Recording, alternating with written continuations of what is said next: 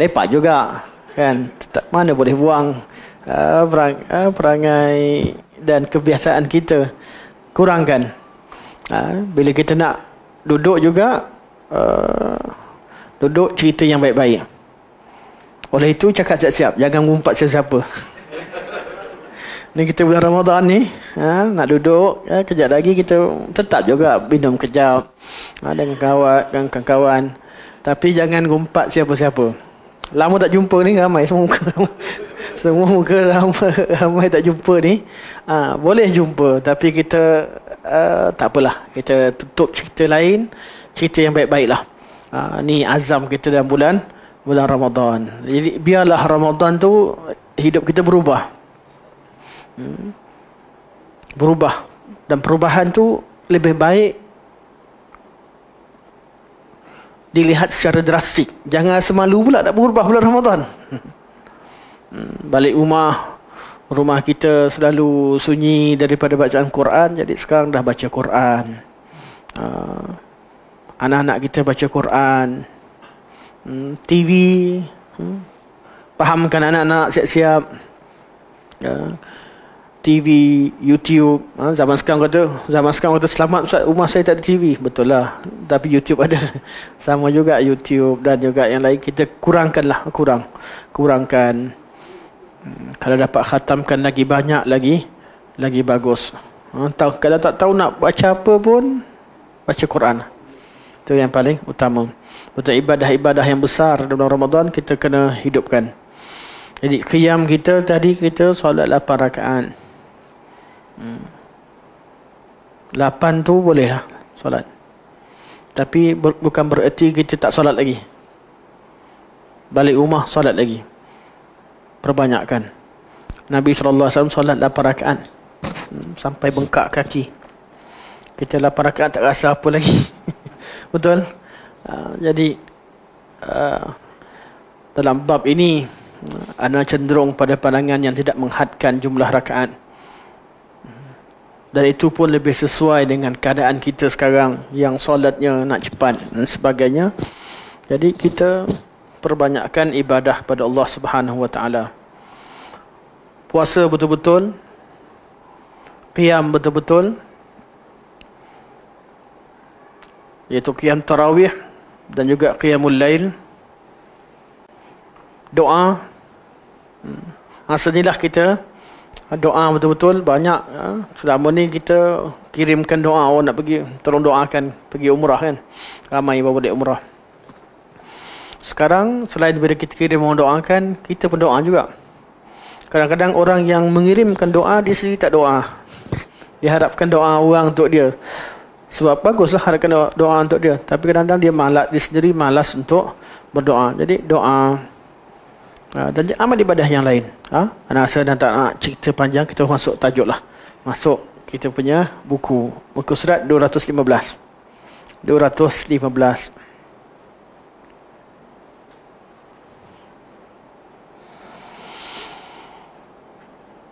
Dalam bab perbezaan pandangan ulama, ni tajuk ni tak ada dalam cetakan, tapi tajuknya berkaitan ikhtilaf dan perbezaan dalam istilah an-nafsu dan ar-ruh. Kita bincang hari ini kalimah an-nafsu dan ar-ruh. Maknanya apa? Adakah an-nafsu iaitu jiwa dan ruh itu satu? Ya, ini kata sinonim, muradif, ataupun ianya berbeza. Baik, ke surat 215. Qala al-imam Ibn Abil Izzi al-Hanafi rahimahullah, dalam mensyarahkan kalam al-imam Abu Ja'far at-Tahawi rahimahullah, beliau mengatakan, manakala perselisihan pendapat tentang apa yang dinamakan dengan ruh dan nafsu, iaitu kalimah ar-ruh dan kalimah an-nafs. Bila jumpa kalimah, kita nak tahu apa makna kalimah tersebut dalam istilah syarak, dalam Al-Quran dan As-Sunnah. Adakah ia dua yang berbeza? Bukan adalah, adakah tu. Adakah ia dua yang berbeza atau benda yang satu? Adakah ruh itu dan ruh dan an-nafs adalah merujuk kepada perkara yang sama, iaitu sinonim, atau ruh mempunyai makna yang berbeza daripada an-nafs?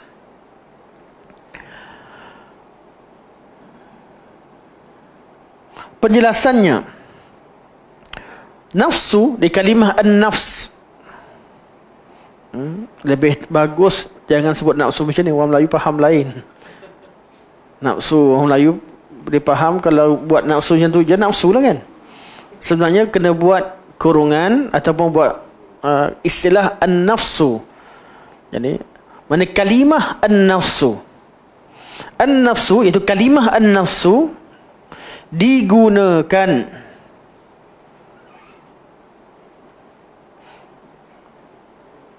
kalimah an-nafsu digunakan dalam banyak erti. Anak tukar sikit tu. Dalam banyak erti atau dalam beberapa erti. Begitu juga dengan ruh. Okey, jawapannya apa? Adakah an-nafs itu adalah sinonim dengan ruh? Jawapannya, an-nafs ada banyak digunakan banyak makna, ar-ruh pun digunakan banyak makna. Salah satu daripada maknanya ada makna yang sama. Kadang-kadang maksud kedua-duanya adalah satu, iaitu sama makna, dan kadang-kadang berbeza. An-nafsu ada banyak makna, ar-ruhu ada banyak makna, banyak kegunaan dalam bahasa atau banyak penggunaan bahasa. Salah satu daripada maknanya adalah sama. Okey. Nafsu digunakan, atau kalimah an-nafsu digunakan juga bagi ar-ruh. Okey, sekarang kalimah nafsu. Letakkan, tolong garis, tolong masukkan kalimah kalau tak faham. An-nafsu, penggunaan pertama, makna pertama an-nafsu adalah ar-ruh. Okey, makna pertama. Sekarang kita sepatutnya perenggan baru. Okey, tadi mukadimah, sekarang perenggan baru. An-nafsu, makna pertamanya adalah ruh.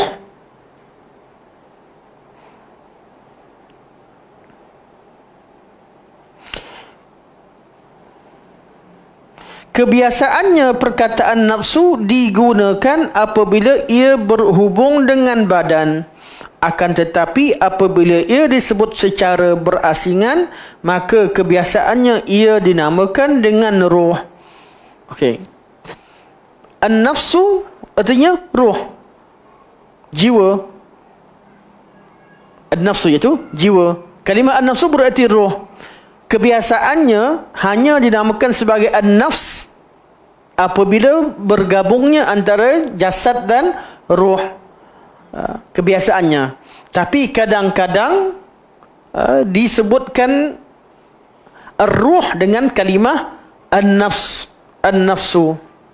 Kalimah an-nafsu. Ini makna pertama.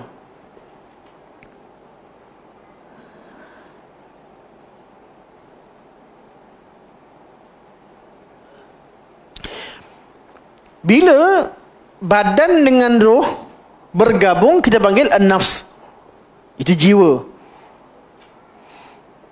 Bila dia terpisah, kebiasaannya yang roh, badan kita panggil badan, yang satu lagi panggil roh. Terpisahnya jasad daripada roh. Jasad tu yang kita nampak, roh yang kita tak nampak. Dan kita dah bincangkan sebelum ni, roh itu adalah mahiyah yang berbeza ataupun sesuatu yang berbeza daripada badan. Dia bukan satu. Roh tu sendiri makhluk Allah, badan itu sendiri makhluk Allah. Bergabung antara ruh dan jasad namanya an-nafs. Kadang-kadang kita bergabung namanya an-nafs. Bila berpisah ada badan dan ruh. Cuma kadang-kadang digunakan juga kalimah an-nafsu untuk merujuk kepada ruh. Macam mana kita tahu? Tengok pada konteks ayat. Okey. Akan tetapi apabila ia disebut secara berasingan, maka kebiasaannya ia dinamakan dengan ruh. Macam mana sebut tadi? Okey, baik. Okey, selesai. Makna pertama. Tu makna kalimah an-nafsu. An-nafsu ada banyak makna. Di sini disebut 4 makna. Kita baru makna pertama. An-nafsu maknanya ar-ruh. Makna kedua,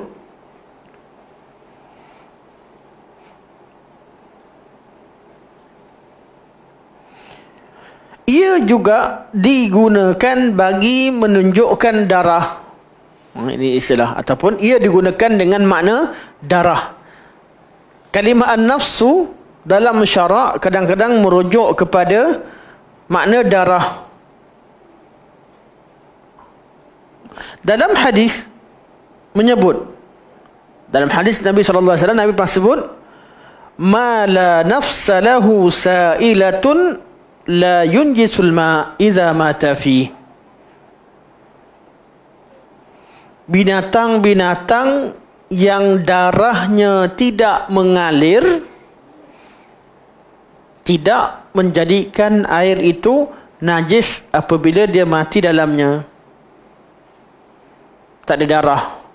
Hadis ini lemah. Hadis dhaif. Tapi tersebut dalam kitab fiqh dan semua ulama faham begitu. Menandakan bahawa dari segi sanadnya ada yang menghasankan, ada yang kata dhaif, tapi dari segi bahasa Arabnya diterima sejak daripada zaman salafus salih. Jadi kalimah nafsun sa'ilah, maknanya nafsu yang mengalir, artinya darah yang mengalir. Ma la nafsa lahu sa'ilatun, binatang yang tidak mempunyai darah mengalir. Contohnya apa? Contohnya kalau kita buat Milo, tiba-tiba tengok semut mati dalam Milo. Okey, kalau manusia mati tak, bukan bangkai. Tapi kalau binatang mati, bangkai tak? Bangkai tak binatang mati? Bangkai, betul. Sekarang bangkai jatuh dalam air. Adakah air tadi jadi najis? Tidak. Sebab semut tak ada darah.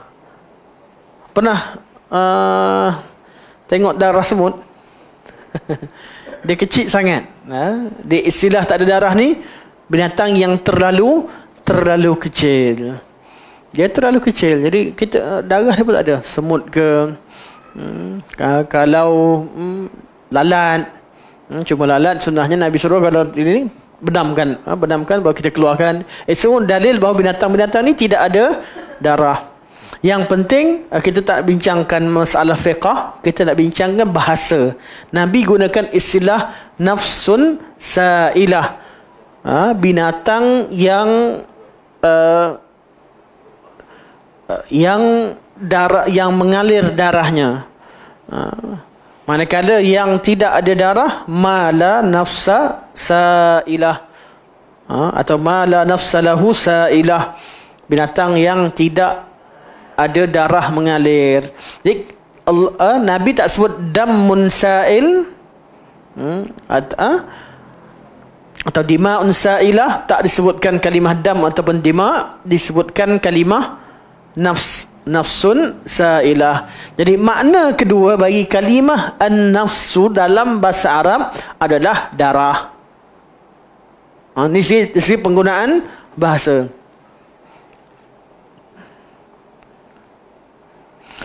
Ketiga, nafsu juga digunakan bagi menunjukkan kepada diri, iaitu zat.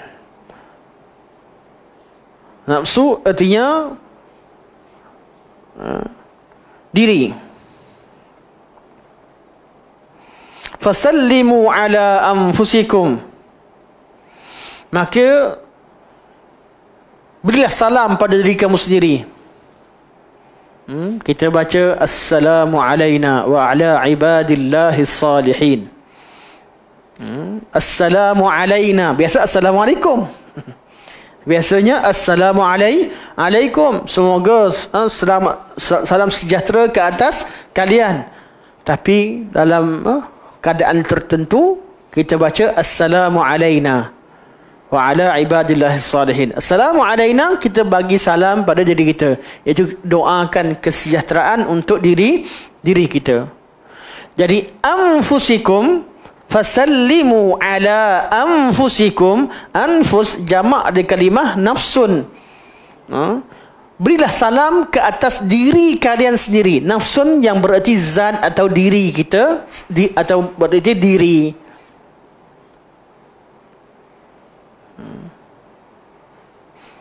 Nafsi yang kita selalu dengar lah. Hadis berkaitan dengan masing-masing hari kiamat, tidak hiraukan orang lain. Masing-masing memikirkan dirinya sendiri. Kita dengar hadis yang ada lafaz nafsi. Sekarang ni hari orang mengadu banyak. Jangan. Aku. Nak pahala jangan. Aku pun takut tak cukup dan sebagainya. Nafsi. Masing-masing memikirkan urusan sendiri. Ini makna yang ketiga daripada kalimah an-nafs. Tahu ada tertinggal tu?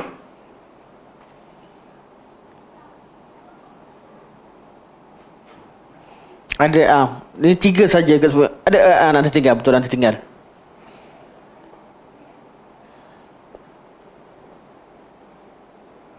Ada. Nafsu juga digunakan menunjukkan mata. Ada perasaan tu? Ada tertinggal. Ini makna yang diri tadi yang keempat. Ada satu tertinggal. Iaitu an-nafsu maksudnya al-ainu. Ditulis kat sini mata. Tapi tuan-tuan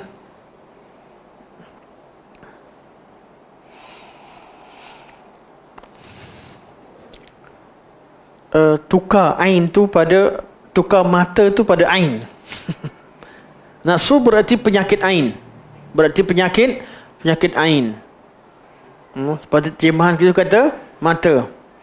Sebenarnya makna yang ketiga bukan mata tapi penyakit ain. Ain kat situ memanglah ain pun artinya mata, tapi yang dimaksudkan oleh penulis ini bukanlah mata. Jadi salah terjemah situ, tukarkan pada ain. Anda pun terkejut juga nampak mata kita baca bahasa Melayu. Betul dah kalau kata bukan mata, ain.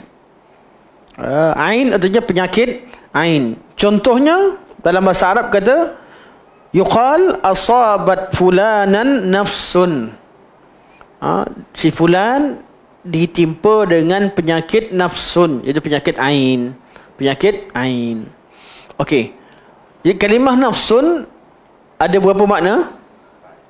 Empat kegunaan atau penggunaannya dalam bahasa. Okey. Penggunaannya keempat artinya zat ataupun diri. Contohnya fasallimu ala anfusikum, dan firman Allah Subhanahu wa taala wala taqtulu anfusakum, jangan kalian bunuh diri kalian sendiri. Jadi diri tu namanya nafs. Ada banyak lagi kegunaan sebenarnya.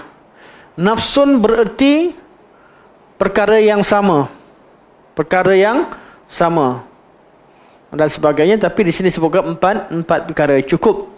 Itu dari segi penggunaan nafsu. Kalimah an-nafsu.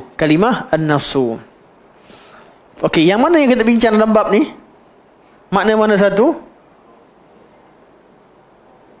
Empat yang kita tak bincang. Yang kita bincangkan adalah nafs yang kat sini adalah berkaitan dengan ruh, betul? Makna pertama tu lah. Makna pertama ruh yang kita bincangkan adalah berkaitan dengan ruh. Yang lain tu hanya penggunaan.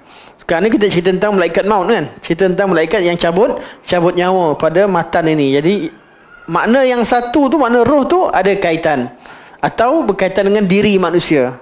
Diri manusia. Okey. Baik, kalimah roh pula. Wa ammar ruh, manakala kalimah roh. Jadi bukan roh kalimah roh. Kita nak bincangkan secara bahasa. Betulkan sikit situ, takut kita tersalah faham. Manakala penggunaan kalimah roh tidak pernah digunakan bagi menunjukkan badan dan tidak juga digunakan secara berasingan dan tidak juga digunakan bersama-sama dengan nafsu. Saidi langkat kepala tinggi. Apa maksudnya? Okey. Wa ammar ruh fala tutlaqu 'ala al-badani. Kalau kita kata tadi nafsun, kadang-kadang maknanya roh, betul? Roh. Tapi kalau kalimah roh tak digunakan untuk makna badan. Tak. Kita tak kata, ni roh. Orang tu dah mati. Tak, roh tu lain. Dan kalau nafs boleh bererti badan dan roh, boleh bererti salah satu daripadanya. Kita dah bincang sebelum ni. Yang sekarang ni kita bincang roh. Nafsu bererti roh. Sebelum ni kita kata kadang-kadang badan tu pun kita panggil nafs. Kalimah nafs. Tapi roh tak. Jasad khas untuk jasad, roh khas untuk roh. Tapi jiwa, nafs gabungan kedua-duanya. Gabungan kedua-duanya. Cuma kadang-kadang merujuk kepada jasad, kadang-kadang merujuk kepada roh. Kalimah nafs boleh jadi jasad bila bergabungnya roh dengan jasad. Tapi kalimah roh tak digunakan untuk makna jasad. Tak ada makna dalam bahasa Arab. Tak ada kata ambil roh dia sini. Kita tak ada roh. Kita boleh ambil jasad dia. Tolong angkat jasad di sini. Orang dah meninggal kan. Ambil jasad dia. Kalau binatang ambil bangkai, ambil binatang tu, bangkai, ambil badan dia, boleh cerita. Tapi tak boleh kata ambil roh. Roh tak digunakan untuk jasad.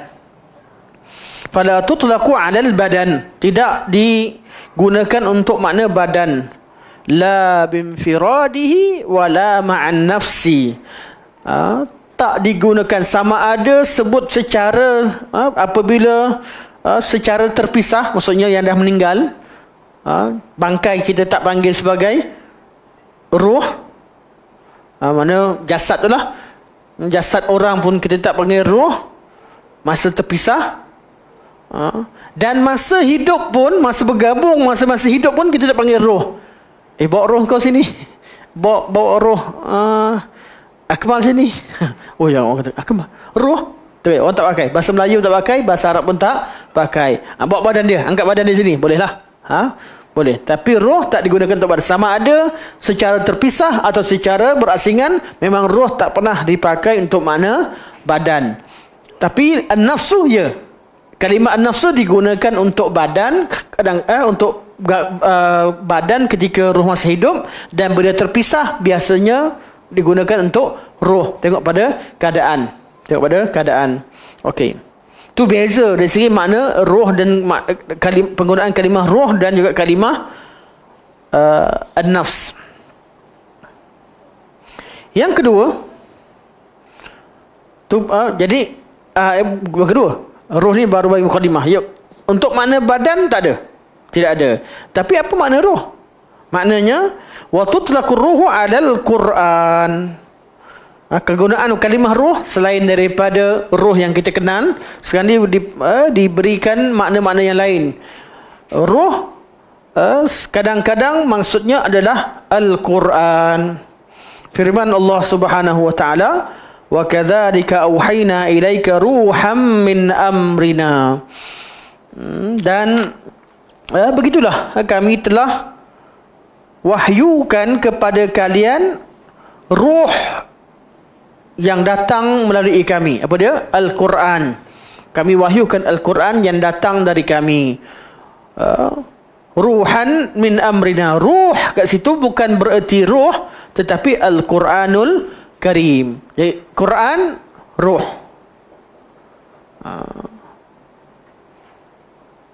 Dari segi makna kita terjemahkan kemudian Quran menghidupkan ruh. jasad yang tak ada Quran, bagikan bangkai dan sebagainya, itu kita nak syarahkan kemudian. Tapi kita nak gunakan kalimah ruh sini merujuk kepada Al-Quranul Karim. Baik. Yang kedua, ruh bererti Jibril alaihi salam. Jadi antum boleh letakkan contoh. Perkataan ruh digunakan menunjukkan Al-Quran dan Jibril AS. Jadi contoh yang wakadzalika auhayna ilaika ruham min amrina, itu contoh untuk penggunaan kalimah ruh untuk Al-Quranul Karim. Manakala ayat yang kedua, nazala bihir ruhul amin, Quran itu diturunkan oleh Ar-Ruhul Amin. Ruh itu adalah Jibril alaihi salam. Kalau bulan Ramadan ni kita ambil contoh yang lebih famous sikit berkaitan dengan Ar-Ruh. Apa dia? Siapa tahu dalil Jibril namanya ruh? Tanazzalul malaikatu warruhu fiha biizni rabbihim min kulli amr. Berturut-turut malaikat turun, berbondong-bondong malaikat turun. Tanazzal berartinya berterusan. Malaikat turun, bersama dengannya adalah ar-ruh. Siapa ar-ruh itu? Jibril alaihi salam. Iaitu bukan setakat malaikat diperintahkan turun, malah ketua malaikat, Rasul malaikah. Sebagai Nabi adalah manusia terbaik, Jibril adalah malaikat terbaik. Antara Nabi dengan Jibril, mana lebih baik? Dah bincangkan 2 tahun lepas. Kita dah bincang betul. Nabi dengan Jibril, mana lebih mulia? Yang kata Nabi mulia akan panggil Nabi Sayyidul Khalq. Sayyidul Khalqi, Nabi Sayyidul Khalqi. Qaul yang mengatakan bahawa tak. Ada kata Jibril lebih mulia. Jibril allamahu syadidul quwa. Jibril yang ajarkan Nabi SAW. Manusia tak ada guru Nabi, betul? Ada siapa jadi guru Nabi?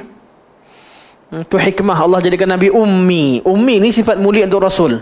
Kenapa Nabi ummi? Satu huruf pun Nabi tak belajar pada manusia. Yang ajar ilmu pada Nabi Allah Subhanahu wa taala melalui Jibril alaihissalam. Manusia tak ada seorang pun ajar walaupun sepatah, walaupun satu huruf kepada Nabi sallallahu alaihi wasallam. Sebab tu kalau kita bincang tentang sifat ummi untuk Nabi, sifat kelebihan. Sifat keutamaan Nabi sallallahu alaihi wasallam bersifat ummi. Kenapa ummi? Sebab Nabi tak belajar daripada manusia. Nabi guru kepada seluruh manusia. Nabi adalah Sayyidul Anam. Nabi adalah Sayyidul Bashar. Nabi adalah Sayyidul Anbiya wal Mursalin. Sayyidul Khalqi ada perbincangan. Ada ulama kata tak.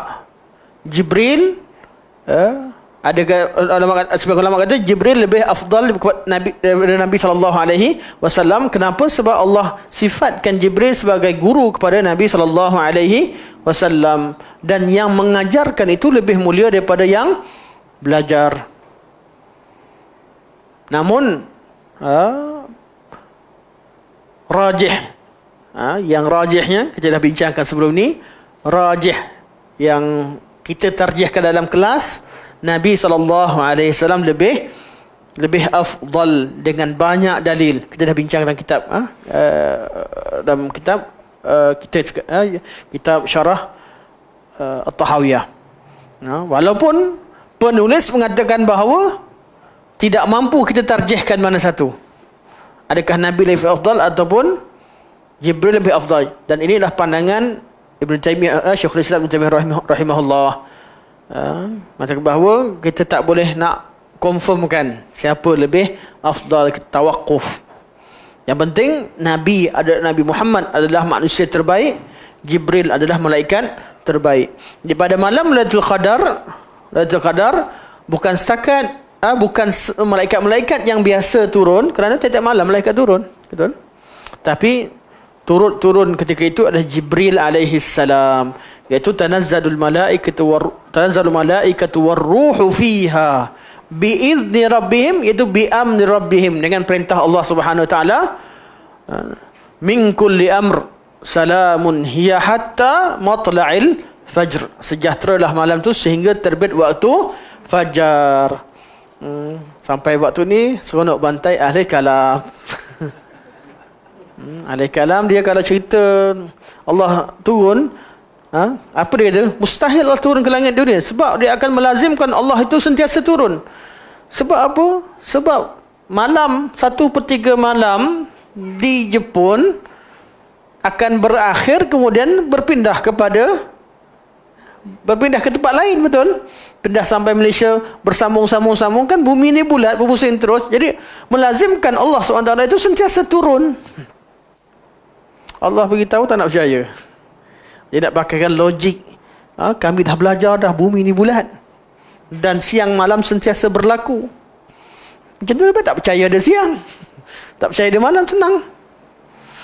Jadi kita tak payah cerita tentang kaifiah macam mana Allah turun. Malaikat turun pun kita tak tahu tentang waktu Lailatul Qadar.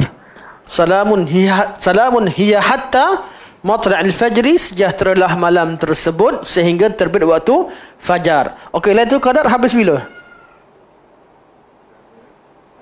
Kita dah subuh kan? Kita solat lagi lepas subuh. Sebab malaikat sekarang ni kita dah subuh. Kan? Kalau duduk kat Sabah dah subuh. Kat Semenanjung belum lagi. Kita masih ada Lailatul Qadar kata. Kat Semenanjung masih lagi ada Lailatul Qadar. Jadi kita kat Sabah pun solat lagi. Sebab apa? Malaikat turun juga sebenarnya.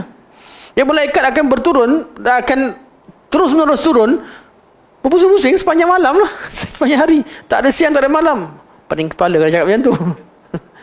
Siapa suruh gunakan kaedah makhluk yang zahir untuk menetapkan atau menafikan perkara ghaib? Kita tak tahu kaifiah macam mana. Allah beritahu, Nabi beritahu, percaya sahaja.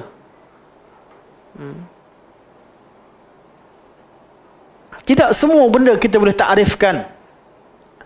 Memang ilmu mantik tu bagus mengajar kita buat takrif, tapi tak semua benda boleh kita takrifkan kerana kita tak tahu hakikat dia macam mana. Kalau kita takrifkan handphone bolehlah, kita nampak kan.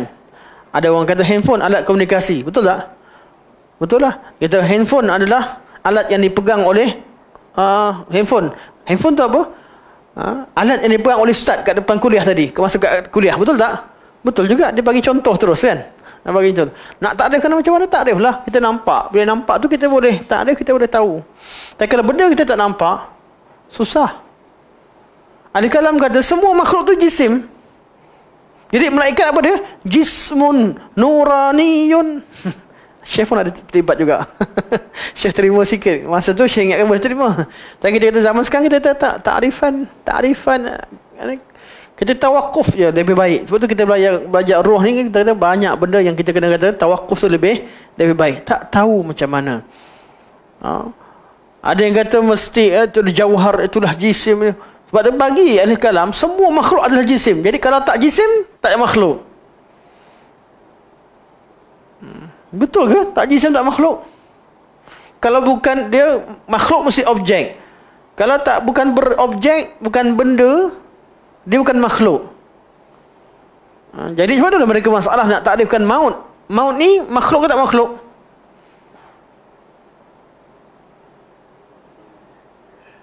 Mati. Makhluk tak makhluk? Cuba ahli kalam takrifkan maut.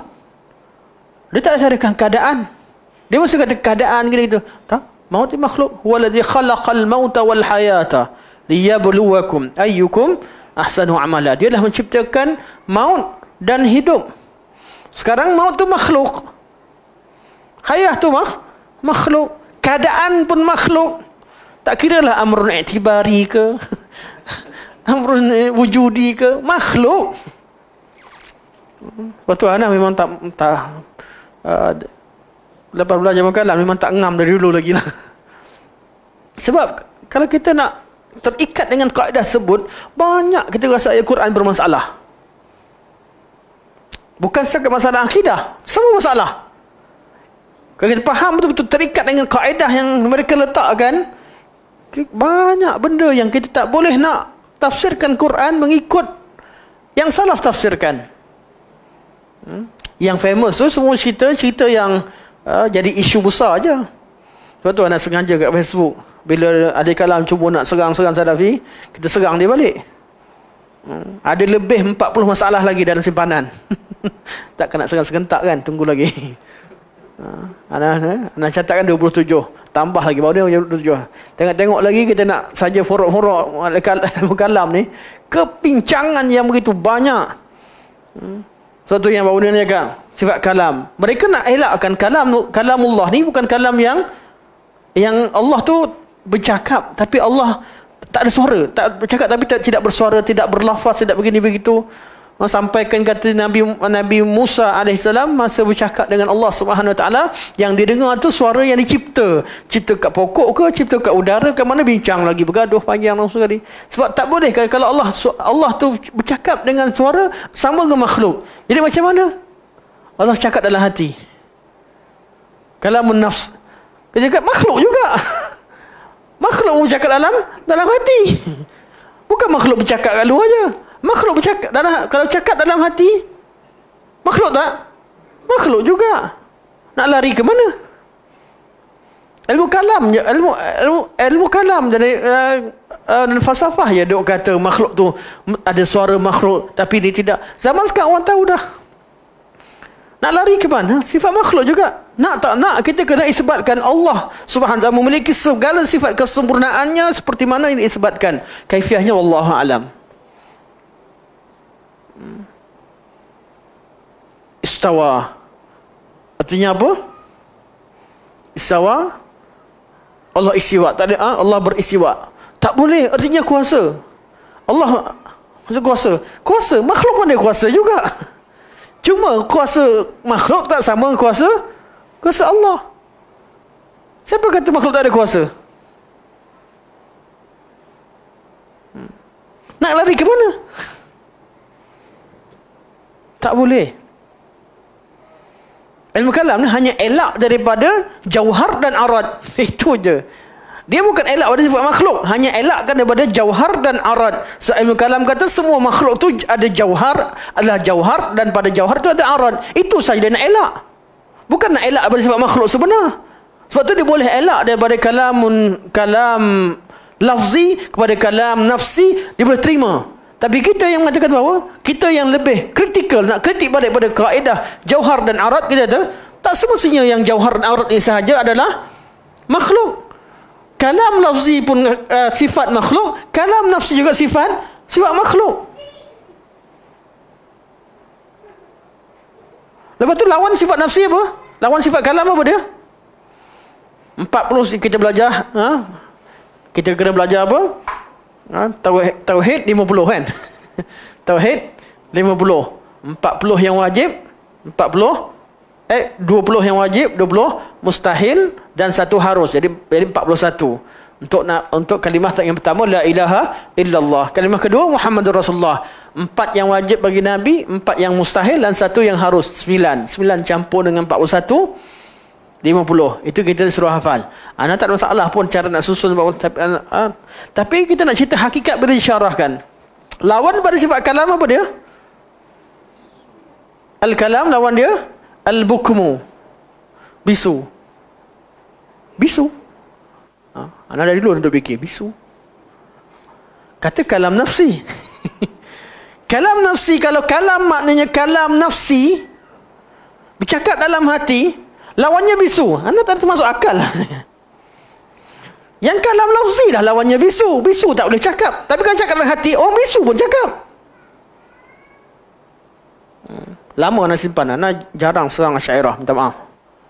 Sebab kita menghormati sensitiviti masyarakat setempat. Tapi kalau di hari-hari nak kata kita Salafi tak faham, Salafi tak tahu, menolak ilmu kalam kerana jahil tentang ilmu kalam, tak tahu, kita tahu, kami bukan jahil, kami tak nak buat isu saja. Kita hanya minta orang ikut Quran Sunnah tanpa kita bantai. Kita tak nak usik kerana menghormati apa yang difahami oleh masyarakat sedikit demi sedikit. Tapi kalau datang gerakan yang bercakap begitu kasar, mengatakan kita kafirkan orang sebagainya, kita tak faham, kita tak tahu, tak pernah belajar ilmu kalam, tak boleh bezakan jauhar dengan arad, Kita nak beritahu, bukan kami tolak sebab kami jahil tentang ilmu kalam. Bukan kami tak belajar ilmu mantik. Bukan kami tak tahu tentang jauhar dan arad. Bukan kami tak belajar dari hudus. Kami juga bukan kami tak belajar dari imkan. Kami mengemukakan balik pada salafus salih dan kemukakan kaedah salafus salih tanpa menyentuh ilmu kalam kerana nak jaga sensitiviti. Tapi kalau nak betul-betul, mari. Sesama kalian tak selesai bincang sifat kalam sampai sekarang. Ta'alluq sifat kalam. Bincang 4 jam. Tak bawa natijah apa-apa. Tentang ru'yatullah tak selesai.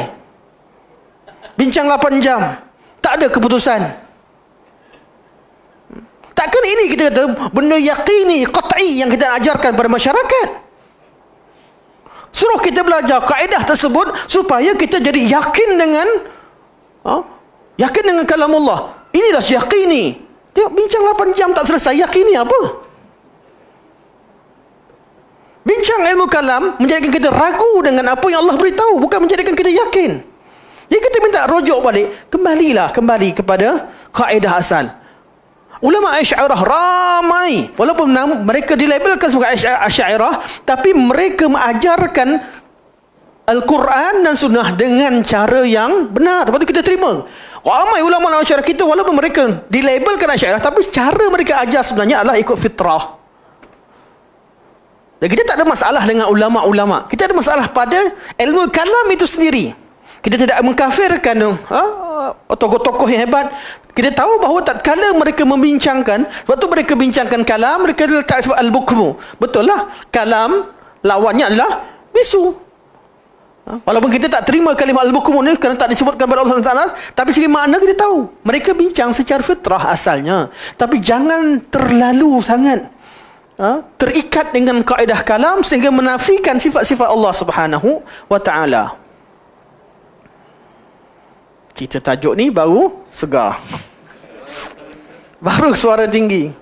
Kalau tak suara slow je semua mengantuk. Okey, balik semua. Habiskan kejap. Ruh. Ar-ruh merujuk kepada Al-Quranul Karim. Ruh juga merujuk kepada Jibril alaihis salam. Dan yang ketiga, wa tutlaqur ruhu 'ala al-hawa al-hawa al-mutaraddidi fi badan al-insani aidan. Ruh juga dirujuk kepada udara. Ya, udara. Ruh ni artinya apa? Nafas lah. Nafas. Udara yang masuk keluar dalam badan manusia. Kalau maksudnya kalau tengok, ya ada ruh lagi ni. Ada nafas lagi. Jadi nafas boleh hatta kalimah nafas pun, nafsun merujuk kepada nafas, ruh juga merujuk kepada nafas. Ini ada antara persamaan. Tapi walaupun tak disebutkan di sini. Cuba kita tahu kalimah ruh ada 3 kegunaan kat sini. Okey, inilah 3 kegunaan ruh. Baik, seterusnya.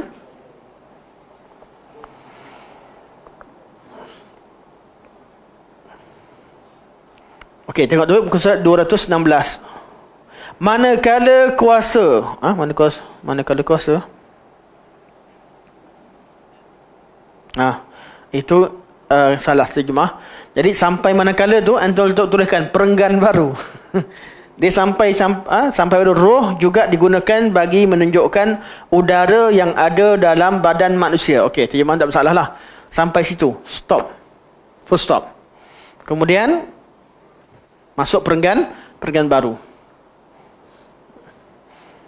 Dulu ana macam nak buatkan catatan untuk kita cadangkan kepada Fadil penterjemah Dr. Hasnan Kasan. Anda tahu Dr. Hasnan Kasan, kita tahu beliau antara penulis yang hebat. Susunan juga hebat buku-buku yang lain. Tapi buku ni kelihatannya beliau terjemah dalam masa yang sangat singkat dan beliau mungkin menggunakan kesempatan yang ada untuk percepatkan cetakan. Itu yang anda yakin sebab tak banyak benda yang nampak beliau tak sempat nak susun balik. Dan kedua, buku ni buku yang tebal dan sangat teknikal. Nak dah siap terjemah nak suruh orang semak pun, yang semak pun pening juga. Sebab dia bukan buku cerita, bukan buku-buku yang ni, dia buku syarah dia pun matan. Dia matan Aqidah Tahawiyah, syarah dia pun adalah matan yang perlu disyarahkan. Kalau kita baca macam tu je, mungkin kita tak faham juga bagi level-level kita lah. Jadi anak yang ajar pun kena tengok balik. Mana syarah tu sendiri pun perlu disyarahkan lagi. Sebab tu mungkin banyak dari segi teknikal tak sempat di semak semula. Okay. Dan cetakan cuma ada sekali. Kalau ada cetakan ulang, mungkin dibetulkan nanti. Baik. Manakala bukan kuasa, kat situ dah manakala kuasa digunakan oleh Allah Subhanahu Wa Taala untuk menolong para wali, bukan kuasalah, bantuan. Manakala bantuan Allah kepada wali-wali, juga nama roh juga, betul? Tapi roh-roh ini adalah makna lain.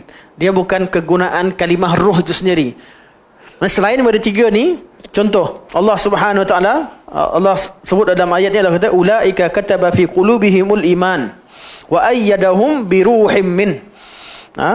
Mereka Allah Subhanahu Wa Taala telah catatkan dalam hati mereka keimanan, dan Allah kuatkan mereka dengan ruh daripadanya. Iaitu Allah kuatkan hati mereka dengan bantuan dan kekuatan daripadanya. Ruh ini, makna ruh sini adalah bukan lagi pada makna asal. Ruh sini dia adalah ruh yang muqayyad. Dia bukan ruh yang mutlak. Yang mutlak tadi disebutkan ruh saja. Yang sini ruhum min berkaitan dengan ta'yid, berkaitan dengan wa ayyadahu bi ruhim min. Jadi dia ada kalimah ta'yid sebelumnya. Begitu juga anda ringkaskan kerana kita nak masa kita nak cepatkan. Begitu juga kalimah ruh yang bererti kekuatan dalam badan. Mana kemampuan yang ada dalam badan. Ruh pendengaran, ruh penglihatan, semangat dengar. Semangat dengar. Orang Arab bagi ada ruh. Semangat ustaz cerita, ada ruh. Mana hidup. Pendengaran, penglihatan yang digunakan itu adalah makna yang taqyid. Dia bukan makna asal, tapi digunakan sebagai semangat atau kekuatan pandangan, kekuatan pendengaran dan sebagainya, atau percakapan yang bersemangat, iaitu yang ada roh, bukan cakap yang mati, bukan cakap yang tak ada roh. Jadi ini semua penggunaan ni bukan kalimah roh yang mutlak saja, tapi dia ada kaitan dengan konteks, ada takyid dengan konteks tersebut. Itu adalah penggunaan kalimah ruh, tapi bukan makna asal kalimah ruh. Makna asalnya tiga. Satu, ruh merujuk kepada Quran. Yang kedua, ruh merujuk kepada Jibril. Yang ketiga adalah ruh merujuk kepada nafas. Nafas. Ada satu lagi yang asal. Yang asal apa dia? Ruh merujuk kepada ruh lah. Ruh merujuk kepada ruh. Okey, ini tiga perkara. Sampai sini saja. Sama juga yang satu lagi, kekuatan ruh bererti ma'rifatullah, kenal Allah SWT, juga sama macam kegunaan tadi. Mana ruh, semangat, kekuatan-kekuatan yang ada dekat badan, bantuan Allah, kenal Allah, ini semua kegunaan berdasarkan kepada konteks. Dan selesai. Tak nak syarah panjang, kita pun nak ambil masa nak baca Quran dan sebagainya. Cukup kat situ. Jadi kita sambung selepas ni pada muka surat 216,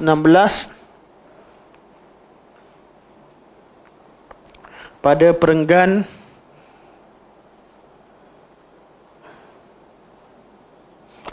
pada kerap kali kita mendengar. Sampai situ.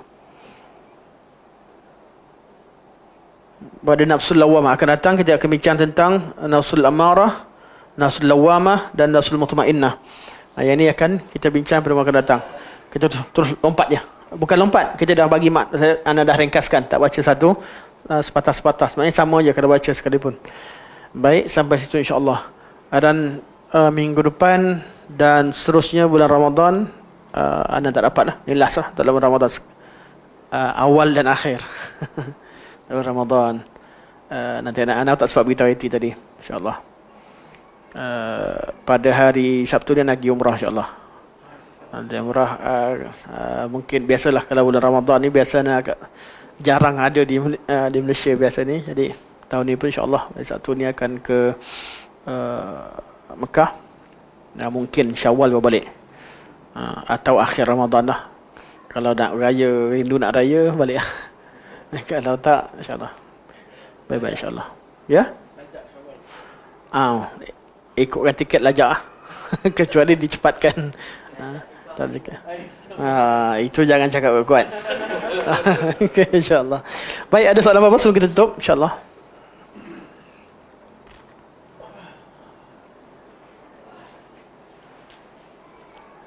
Alhamdulillah, sampai sini. Subhanakallah wa bihamdika asyhadu an la ilaha illa anta astaghfiruka wa atubu ilaik wa sallallahu ala sayyidina Muhammad wa ala alihi wa sahbihi wa baraka wa sallam. Walhamdulillahirabbil alamin. Wassalamualaikum warahmatullahi wabarakatuh.